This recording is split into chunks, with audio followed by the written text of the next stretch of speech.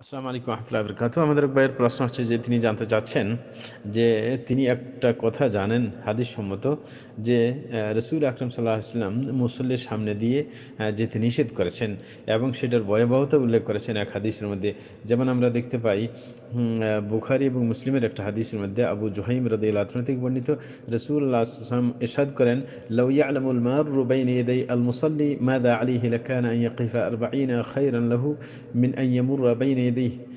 রসুল আকরম সাহেব বলেছেন, যদি কোনো ব্যক্তি যে মুসল্লির সামনে দিয়ে যায় সে যদি জানতো তার কি অপরাধ, তাইলে 40 পর্যন্ত সে দাঁড়িয়ে থাকতো সেই জায়গায়, এবং সেটা তার জন্য অনেক উত্তম হতো তার সামনে দিয়ে যাওয়ার চাইতে।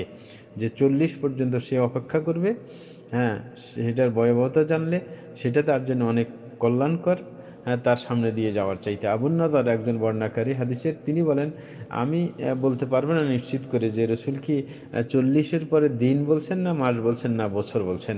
আচ্ছা, আমরা বলবো যে 40 বছর না ধরে, 40 মাস না ধরে, 40 দিনে ধরি, তাও কম কি, অথবা দিন না ধরে। বর্ণাকারীতে বলছেন দিন বলছেন কিনা তার নিচে বলার নাই, কিন্তু আমরা যদি বলে 40 মিনিট, হ্যাঁ, বা 40 ঘন্টা, তারপরেও কম কি। সুতরাং এটা থেকে ভয়াবহতা বোঝা যায় যে রসুল বললেন যে যদি জানতো যে সামনে দিয়ে যাওয়ার ভয়াবহতা কতটুকু, তাইলে তার জন্য উত্তম ছিল 40 পর্যন্ত দাঁড়িয়ে থাকা মুসল্লির সামনে দিয়ে না গিয়ে। তো এটার থেকে আমরা ভয়াবহতার আন্দাজ করতে পেরেছি। এটা বুখারীর হাদিস, হাদিস নম্বর হচ্ছে 480, আর মুসলিমের হাদিস 507। এখন কথা হচ্ছে, আমাদের ভাইয়ের প্রশ্ন আছে যে তিনি জানতে চাচ্ছেন যে একজন মুসল্লি যখন সালাত আদায় করে তখন তার কতটুক দূরত্ব দিয়ে তার সামনে দিয়ে যাওয়া যাইতে পারে। আমরা বলব যে প্রথমত একজন মুসল্লি সে যখন একাকী সালাত আদায় করে তাইলে সামনে সুতরা দিয়ে নেওয়া সেটা হচ্ছে তার জন্য কর্তব্য, এবং এটা সুন্নত মুআক্কাদা একটি কাজ। কেউ কেউ এটাকে ওয়াজিবও বলেছেন। সুতরা মানে কোনো আড় দেওয়া, হুম কোনো একটু কোনো লাঠি ইত্যাদি দাঁড় করিয়ে দেওয়া, এটাকে সুতরা। সৌদি আরবে অনেক মসজিদে এগুলো বানানো থাকে অনেকগুলো, যেন একাকী সালাত পড়ার জন্য কেউ সামনে রাখতে পারে। এবং এটাও আছে যে আপনি সুতরা না পাইলেন, আপনি কোনো পিলারের পিছনে পড়লেন, হ্যাঁ, অথবা কোনো কোরআন রাখার কোনো সেলফের পিছনে পড়লেন, অথবা সামনে ওয়াল আছে, ওয়ালকে সামনে নিয়ে পড়লেন, হ্যাঁ, তাও হতে পারে। মানে সুতরার ব্যবস্থা করা, একটা আড়ের ব্যবস্থা করা, যেন একজন ব্যক্তি সে আড়ের বাইরে দিয়ে যেতে পারে। এটা হচ্ছে নিয়ম। হুম তো সুতরাং এটা না করে যদি কেউ দাঁড়িয়ে সালাত আদায় করতে থাকে, তাই বলে কি তার সামনে দিয়ে কেউ যেতে পারবে না, সে দাঁড়িয়ে থাকবে? হ্যাঁ, বরং তিনি জানতে চাচ্ছেন কতটুক দূরত্বের পর দিয়ে গেলে, হ্যাঁ, তাইলে ওই ব্যক্তি অপরাধী হবে না। যে কোনো ব্যক্তি যদি যেতে চায়, আমরা বলি যে এই ক্ষেত্রে অনেকগুলো মত আছে ওলামায়ে কেরামের, তবে আমরা দুইটা মতই গুরুত্ব দিয়ে বলতে চেষ্টা করবো। একটা হচ্ছে শেখ আব্দুল আজিজ ইবনে বাজ রাহিমাহুল্লাহ, তিনি বলতে চাচ্ছিলেন যে এই আপনার দূরত্বটা নির্ভর করবে আপনার প্রত্যেক যুগের ওরফের উপর, প্রচলনের উপর। প্রত্যেক যুগে যেটাকে দূরত্ব মনে করা হয়, যে দূর দিয়ে গেছে, হ্যাঁ, কারণ সামনে দিয়ে যায় না, সে দূরে দিয়ে গেছে। হ্যাঁ, এটা যেই যুগে যতটুকু দূরত্ব হইলে দূর বোঝানো হয়, এই দূর দিয়ে গেলে তখন বলা হবে না যে ওর সামনে দিয়ে গেছে, কারণ সামনে দিয়ে যেতে নিষেধ করা হয়েছে। কারণ রসুল বলছেন বাইনা ইয়াদাইল মুসাল্লি, মুসাল্লির সামনে দিয়ে।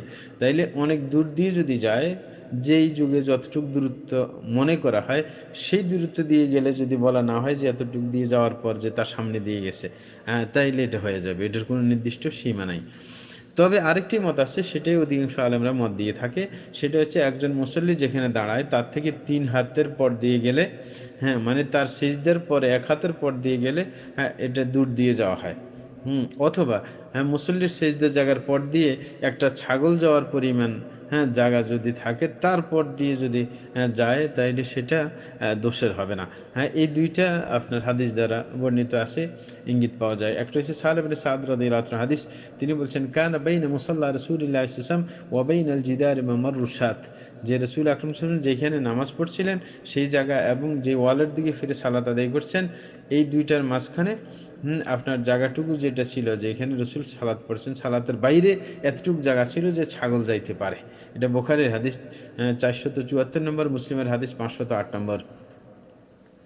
এরকমভাবে আরেকটা পাওয়া যায়। হ্যাঁ, কারণ এটা কোথায় থেকে বের করা হয়েছে, কারণ রসুল আকরম সাল্লাম যে সুতরা দিতেন, এই সুতরার এবং রসুলের পা পর্যন্ত এতটুক জায়গা 3 হাত পর্যন্ত ছিল। মানে উনার সেজদার জায়গার বাইরে একটা ছাগল যেতে পারে, অথবা এরকম 1 হাত, যেটা আমরা নাফের হাদিস থেকে বুঝি। হ্যাঁ, হযরত নাফে বলতেছেন আব্দুল্লাহ ইবনে উমর যখন কাবা শরীফে প্রবেশ করতেন তখন সামনে তিনি রওনা করতেন, সামনে গিয়ে তিনি দেয়ালকে সামনে নিয়ে তিনি সালাত আদায় করতেন। এতটুক দূরত্বে থাকতেন যে উনার জায়গা থেকে যেখানে উনি দাঁড়াচ্ছেন সেখান থেকে ৩ হাত ওয়াল এতটুক জায়গা গ্যাপ রেখে তিনি দাঁড়াতেন এবং বলতেন যে এইভাবে রাসূল আকরাম সাল্লাল্লাহু আলাইহি ওয়াসাল্লাম সালাত আদায় করছেন। যখন আপনার দূরত্ব এতটুক বজায় রাখে, মানে দেয়ালকে সোতরা বানিয়েছেন, তাইলে যদি ৩ হাত পায়ের জায়গা থেকে থাকে, তারপরে বোঝা গেছে সোতরার বাইরে দিয়ে গেলে এটা দূর দিয়ে যাওয়া হইলো, এটা সামনে দিয়ে যাওয়া হলো না। হ্যাঁ, তো এটাই এখান থেকে আপনার উলামায়ে কেরাম বুঝে থাকেন। তাইলে আমরা বলব যে মুসল্লির যিনি সালাত আদায় করছেন তার সেজদার জায়গার বাইরে ১ হাত পরে যদি যায়, বা বর্তমানে আমরা এটা ধরতে পারি যে ১ সফ বাইরে দিয়ে যদি যায়, তাইলে সেটাকে দূরে মনে করা হবে যে সামনে দিয়ে যাওয়া হলো না, সে দূরে দিয়ে গেল।